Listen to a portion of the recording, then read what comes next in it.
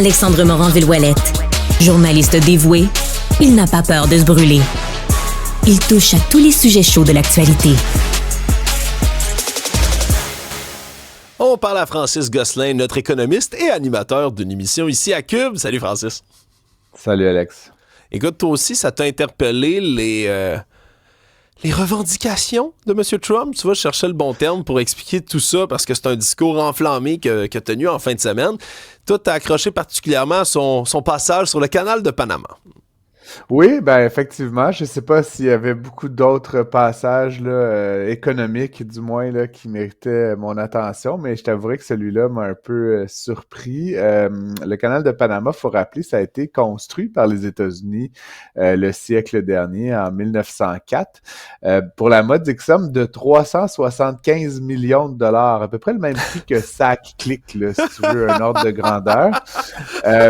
Évidemment, bon, je fais de l'esprit de bottine ce matin. Alex, 375 millions en 1904, c'est environ 15 milliards de dollars aujourd'hui. Là, c'était le plus grand projet d'infrastructure des États-Unis à l'époque. Et en fait, comme c'est au Panama, la propriété là, a été conjointe là, pendant une grande partie vers la fin du 20e siècle. Puis en 1999, ça a été pleinement restitué au pays. Et donc, pour une raison que j'ignore, là, j'ai essayé de fouiller, là, est-ce qu'il y avait quelqu'un qui chuchotait dans l'oreille de M. Trump, là, par exemple un exploitant maritime en particulier, mais j'ai pas trouvé la cause véritable. Mais M. Trump semble dire là, que le passage dans le canal est trop cher. Sans vraiment fournir là, de comparables, ou est-ce que c'est moins cher dans le canal de Suez, ou est-ce que tout ça. Pour te donner une idée, là, c'est entre 4 et 5 000 $ par conteneur. Là. Fait que tu peux t'imaginer qu'un porte-conteneur qui contient des milliers et des milliers de conteneurs, ça revient effectivement très cher, mais ça permet de sauver tellement de temps et de fuel à ces navires-là que je pense que le calcul là, en vaut la chandelle. Bref, tout ça pour dire qu'il a donc proposé aux Panaméens de baisser immédiatement leurs tarifs, sans quoi il fallait restituer le canal aux États-Unis. Contrairement à la classe politique canadienne, par contre, les Panaméens se sont pas laissés, ont été un peu moins lavettes, là. Donc, le président a pris la parole, mais aussi les partis d'opposition, c'est vraiment un barrage unanime là, pour expliquer à M. Trump pas touche au canal de Panama.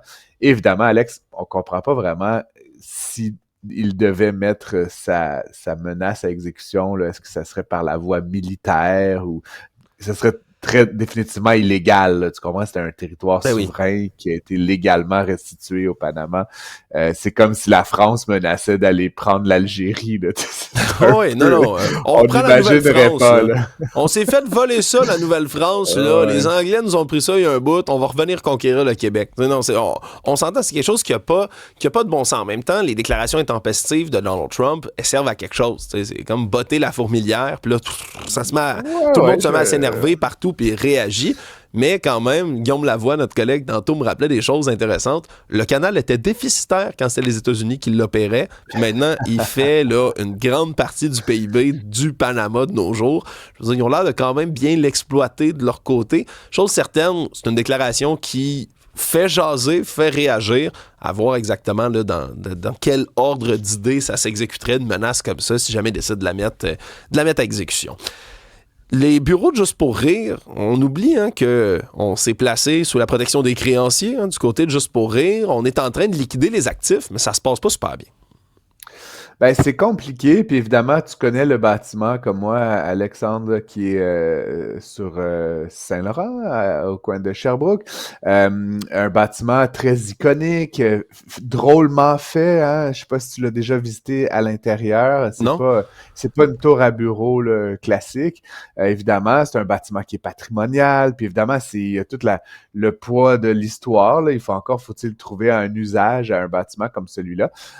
Il est évalué là au dernier rôle d'évaluation de la Ville de Montréal à 4,9 millions de dollars. Puis bon, deux choses. La première, typiquement, c'est pas rare de voir des bâtiments qui se vendent au-delà de leur valeur au registre foncier.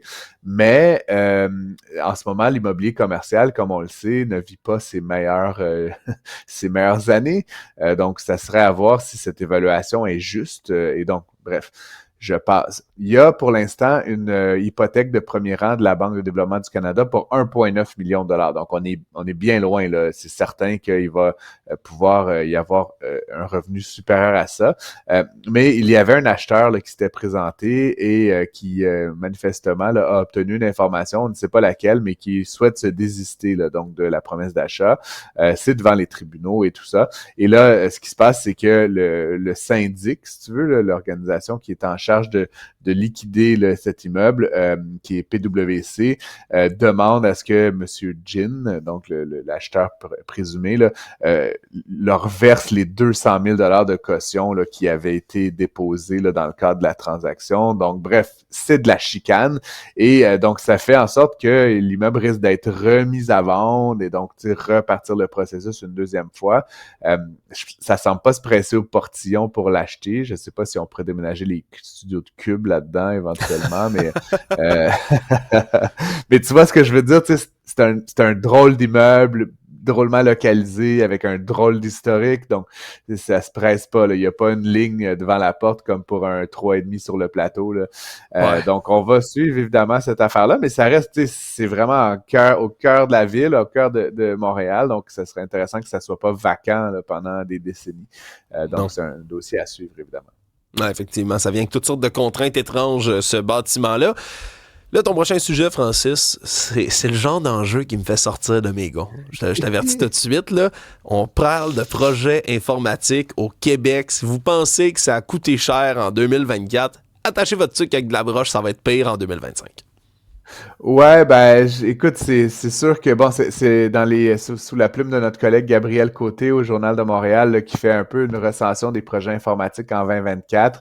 À commencer évidemment par SAC-Click, là, je te faisais la blague là-dessus. Puis juste tranche de vie, j'ai encore essayé de m'y connecter hier, Alexandre. Puis ça s'est bien passé. On a tellement dépensé.